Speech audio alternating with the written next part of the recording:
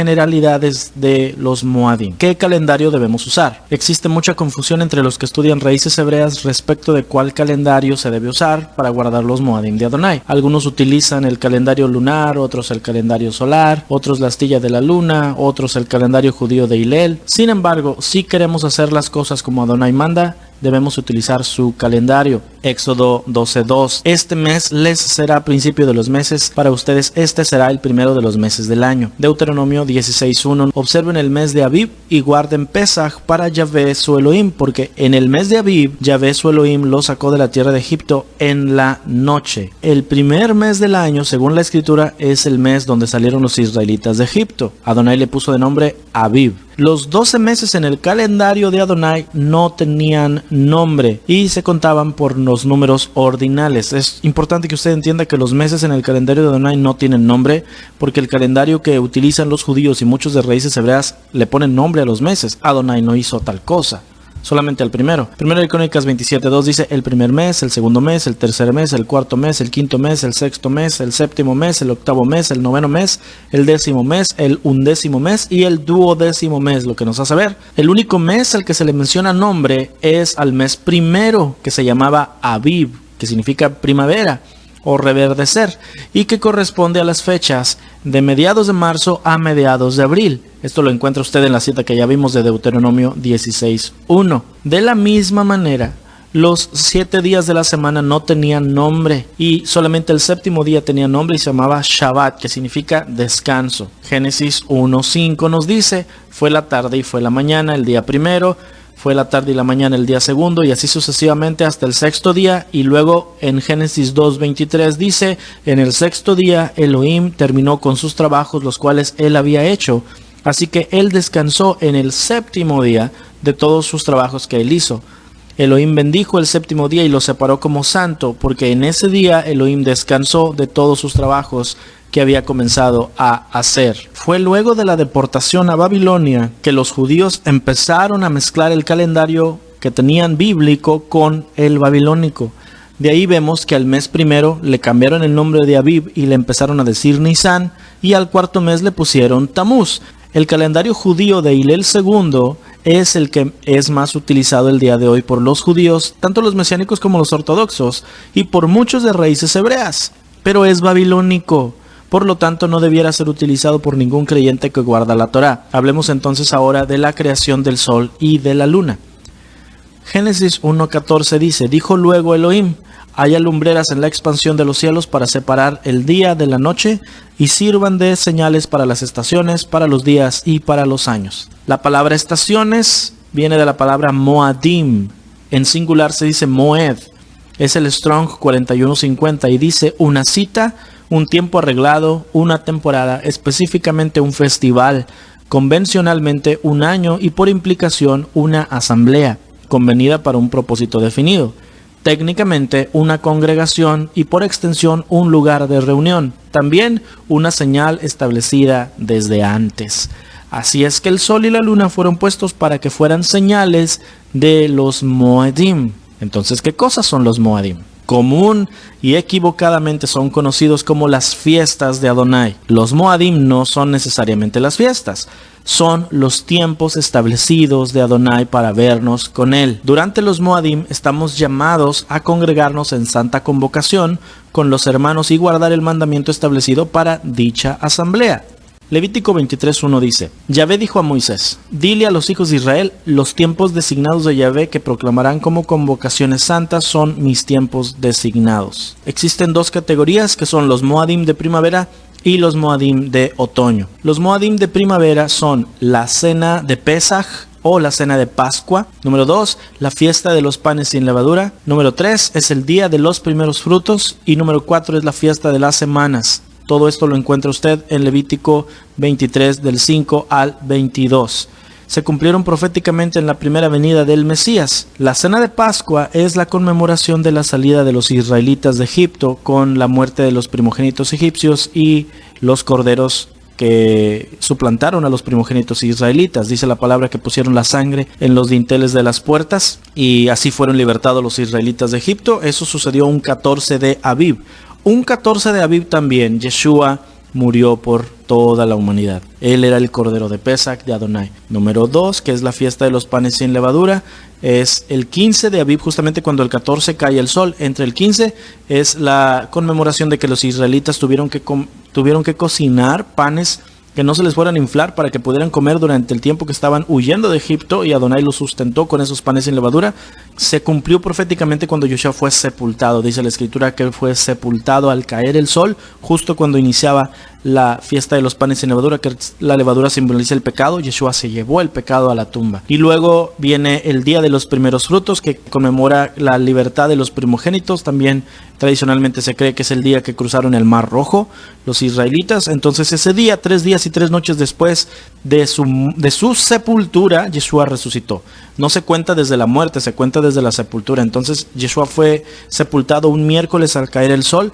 Del miércoles al jueves fue un día, del jueves al viernes fue el día 2, del viernes al sábado fue el día 3, y al caer el sol el sábado, Yeshua resucitó, iniciando el Moadim de los primeros frutos. 50 días después de su resurrección, el cumplimiento profético de la fiesta de Shavuot, que es la conmemoración de Israel recibiendo los mandamientos de Adonai en el monte Sinaí. No recibieron la Torá, recibieron solamente el inicio de la Torá. Los israelitas no quisieron recibir lo demás y luego fueron despreciados por Adonai en una manera muy horrible cuando ellos estaban con el becerro de oro. Pero 1200 años después, Yeshua cumplió el Moadim de Shavuot cuando recibieron la venida del Ruach HaKodesh, no en el aposento alto, sino en el templo. Dice la escritura que estaban en la casa, pero la casa es el templo.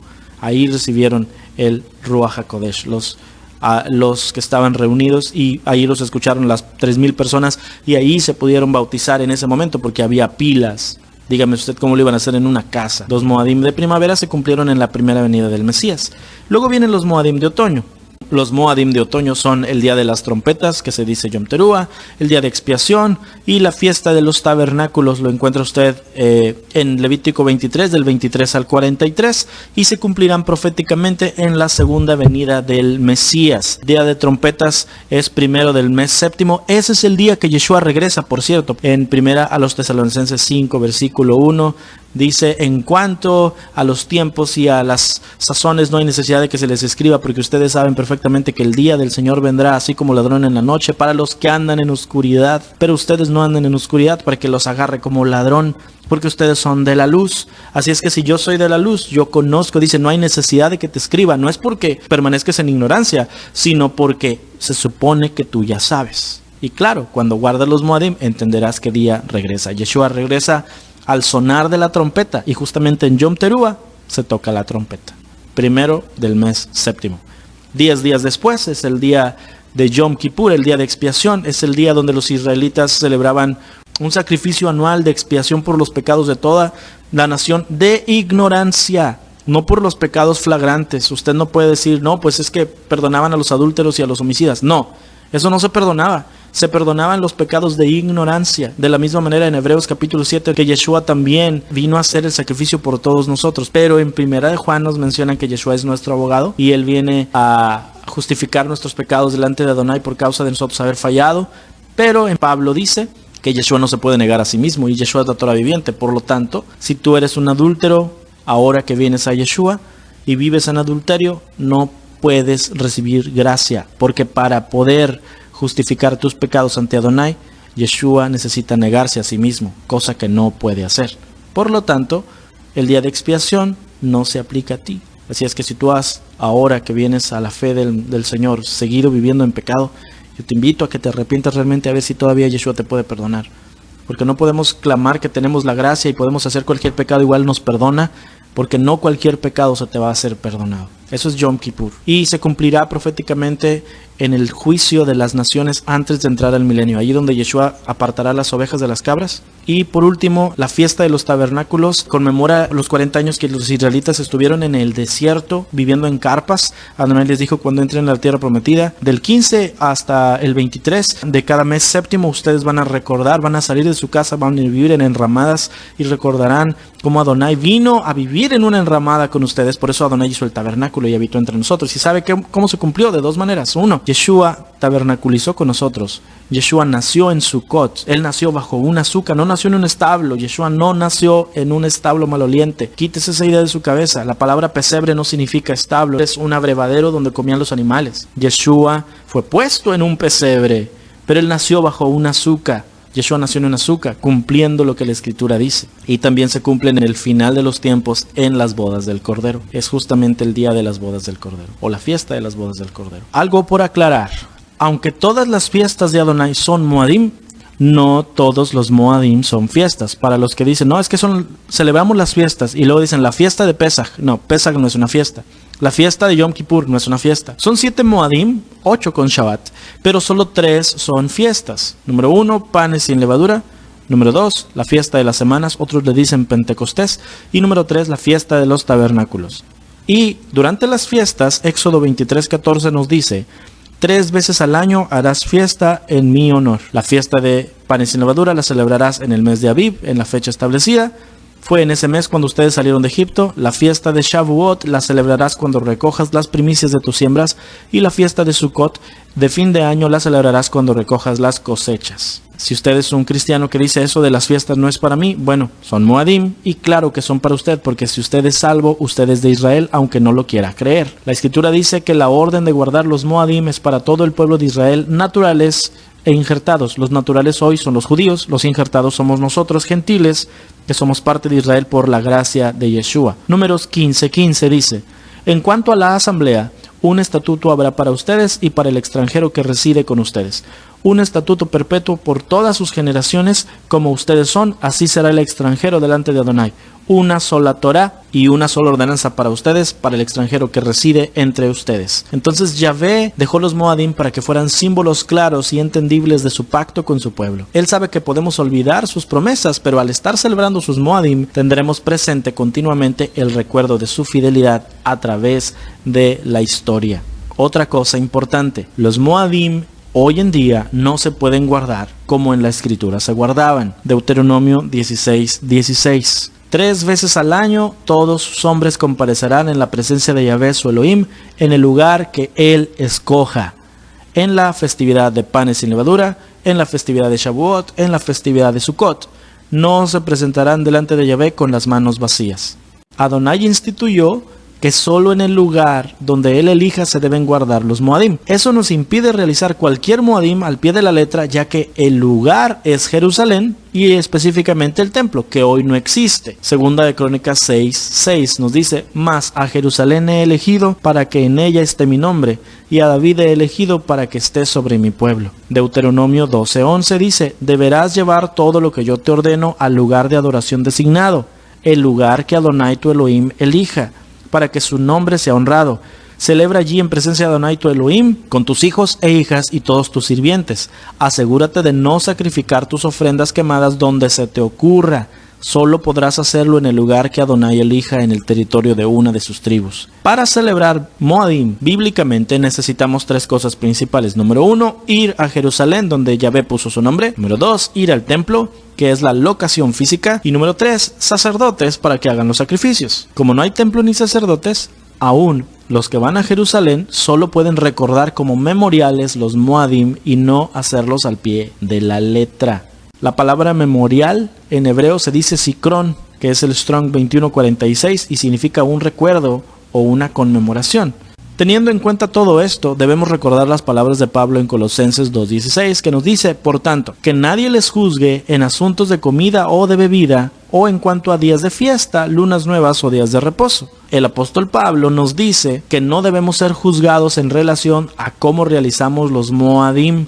Sin embargo, es necesario recordar que el hecho de que no debemos ser juzgados no quiere decir que tenemos libertad de hacer las cosas como nos pegara nuestra gana. Lo que Pablo explica es que no debemos permitir que las costumbres y tradiciones humanas que no están en la Torá sean consideradas una obligación para celebrar los Moadim. Y no debemos dejar que todo aquel que sí cree que son necesarias nos reprenda por no llevarlas a cabo en nuestra conmemoración personal. Por ejemplo, Si usted guarda Pesaj en casa y no hace esa cena con las 4 copas y el aficomen y el huevo y las manzanas y todo eso, y alguien le dice, hey, no estás guardando Pesaj completamente por causa de que no hiciste el Seder, no puedes tú obligarme a guardar el Seder porque la escritura dice que eso no es lo que se hacía. Eso es lo que los rabinos inventaron cuando ya no existió el templo. Los Shabbat, por ejemplo, si usted no pone las 2 velas el viernes en la noche al caer el sol, no quiere decir que si usted le otorga todo el Shabbat para adorar a Adonai y le da su tiempo y su atención a su familia y a honrar al Señor,